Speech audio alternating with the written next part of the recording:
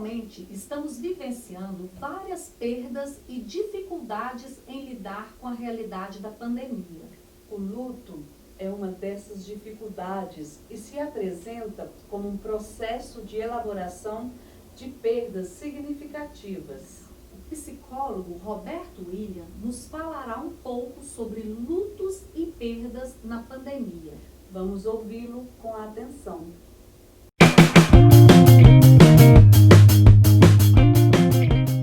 Oi pessoal, tudo bem? Eu sou o Roberto, eu sou psicólogo, atuo aqui em Divinópolis e vim trazer hoje um tema que é tão emblemático e que ao mesmo tempo é necessário que a gente fale, que são as perdas e os lutos que a gente tem vivenciado. Hoje eu queria trazer um pouquinho sobre essa temática para a gente pensar as implicações, né, na nossa vida, como é o processo do luto, como a gente lida com perdas.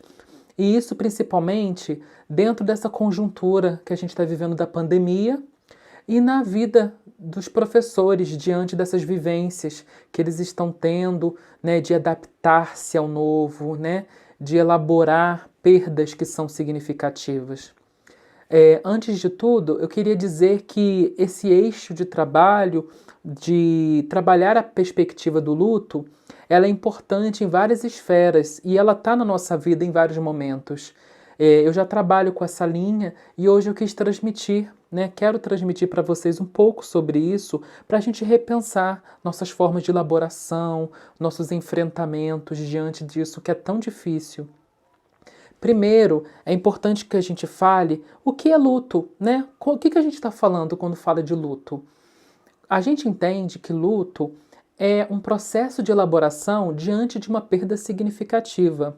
Então, a gente perde várias coisas na nossa vida, né? E não necessariamente uma perda de um ente querido, embora isso também esteja acontecendo, né? Ainda mais agora com a Covid-19, mas as nossas perdas, elas não estão relacionadas só a uma pessoa, mas a situações também, a questões que são importantes. Por exemplo, o luto pode estar relacionado a uma perda, por exemplo, do emprego, né? Perda de algo muito significativo, como um relacionamento, o casamento. E isso é de fato algo muito importante para a gente pensar, porque gera um sofrimento, gera um processo para a gente trabalhar. Quando a gente relaciona isso, então, com os professores, é algo muito crucial. Por quê? Porque, às vezes, o trabalho do professor, né, instituído, da forma que ele tem de adaptar-se didaticamente ao ensino, aquilo foi rompido. O convívio social dentro de uma escola a nível presencial gerou sofrimento, gerou perda, né? A pessoa ela perde o seu eixo de trabalho, ela perde um pouco, desestabiliza, vamos dizer assim.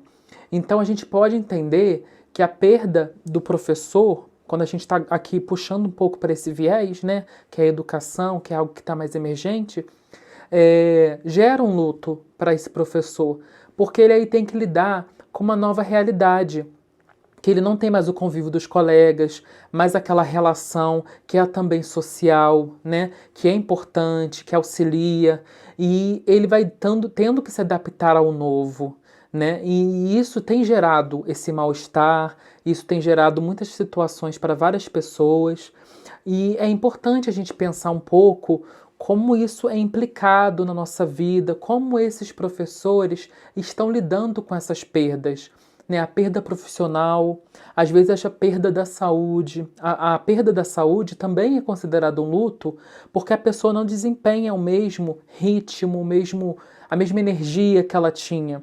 E isso gera um mal-estar, porque ela vai ter que se adaptar com esse novo, né? Esse novo estado, né? Não ser mais aquela que ela foi. E isso tem gerado muitas dificuldades, né, atualmente. E é difícil dizer que não exista, né? Todos estamos passando por algum tipo de luto. É importante a gente falar, gente, que o luto, nos estudos que a gente tem, ele tem algumas fases, né? Primeiro é a negação. A gente nega o que aconteceu, né? Na pandemia, a gente tem visto que inicialmente as pessoas negavam a situação, né? não aceitavam que estava numa pandemia, não queria aceitar que o vírus era real. Então isso gera realmente, eu não quero me haver com isso, né? Não me sinto confortável, não quero acreditar que isso está acontecendo. Isso acontece, aqui eu estou direcionando para um viés dentro de uma perda não relacionada à morte, mas a perdas que a gente tem na vida que geram um processo de luto. Então o professor, às vezes, inicialmente vai negando isso, né? Que aquela realidade não é mais a mesma, que ele vai ter que se adaptar a uma nova realidade, que ele não vai ter aquele convívio que era tão prazeroso às vezes, né? De estar com os amigos, de estar reunido, porque é um processo solitário, né? Quando a gente pensa a questão da docência, agora não tem mais uma troca ali presencial, é cada um fazendo o seu trabalho de forma virtual.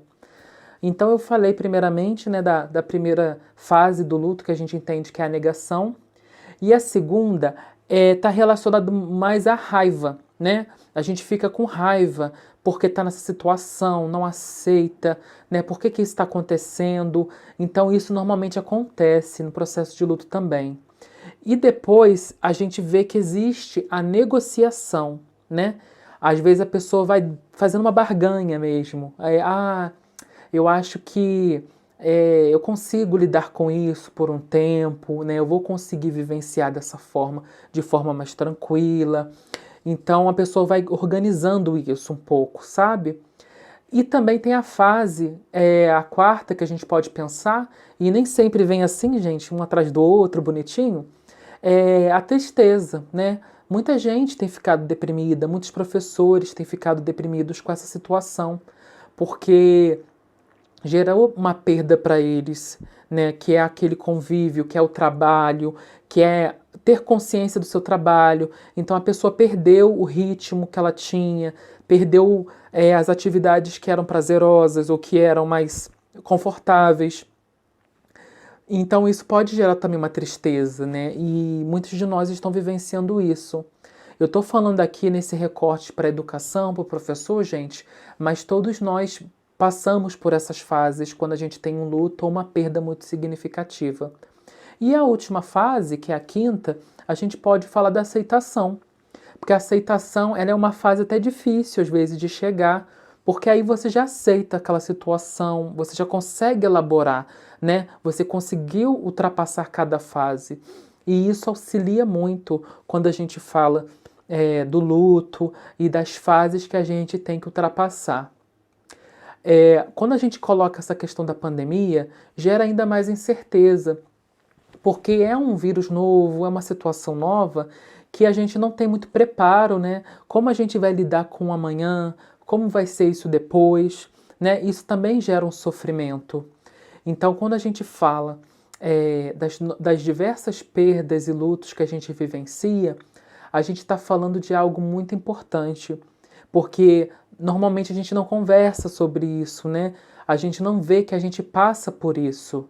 E pensar a educação nesse meio é algo crucial para a gente fortalecer mesmo essa discussão, né? O tema luto, ele não é tão bem discutido.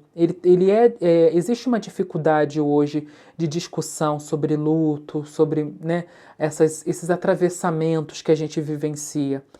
E reconhecer isso pode colocar a gente em pauta sobre as questões que a gente está vivendo, sobre como a gente lida com perdas, como a gente lida com situações adversas, né? São vários parâmetros aí para pensar, para a gente refletir, né? Como esse professor está lidando com essa situação.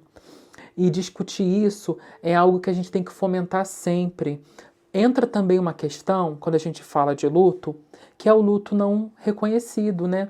Porque às vezes a gente passa por uma perda tão difícil, né? Às vezes tem professor, né, que às vezes perdeu algumas aulas ou está com alguma situação difícil, né? E relacionando também a perda de um convívio escolar, né? De uma interação mais proativa ali, mais junto.